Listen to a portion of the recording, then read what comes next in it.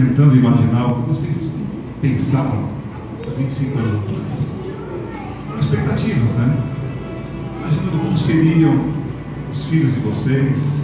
Não sei se vocês pensavam que seriam tão bonitos assim como são, né?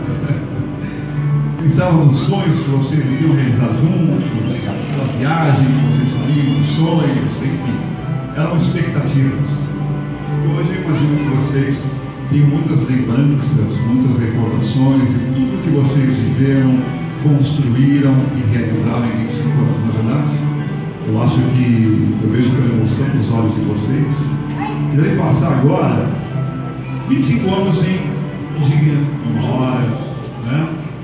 Talvez um caminho plantado, não sei se você esteja lembrando do caminho que você fez, que você foi encontrar com o Ive e de lá sair com a sua esposa.